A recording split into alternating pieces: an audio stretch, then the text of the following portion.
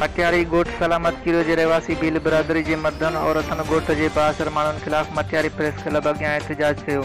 बिछा थाणे जे हद गोठ सलामत कीरो जे रहवासी भील बिरादरी जे माण्हुनि सरदारियो, जवारियो, अजवा,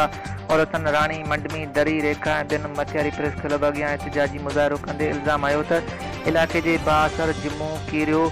अलीगुल कीरियो, सूमार ॿियनि 2 ॾींहं पहिरियां बिला जवाज़ असांजे घरनि ते हमिलो करे असांजे 2 औरतुनि समेत 4 खां वधीक माण्हुनि खे ज़ख़्मी करे छॾियो आहे, जिन खे असां भिक्षा अस्पताल खणी वियासीं, जिन उतां असांखे रेफर करे हैदराबाद मोकिलियो आहे, जिते उन्हनि जो इलाजु जारी आहे। भिक्षा थाणे ते रिपोर्ट दाख़िल करण बावजूद भिक्षा पुलिस कीरिया बिरादरी जे बासरनि खिलाफ़ का बि कार्रवाई करण लाइ तयारु न आहे। बासर असांखे डेजारे धमकाए असांखे ॻोठ मां लॾाइण चाहिनि था, पर असां पंहिंजा अबाणा कख छॾे केॾां वेंदासीं। मुज़ाहिरो कंदड़नि ॻोठाणनि वज़ीर आज़म पाकिस्तान, वज़ीर आला सिंध,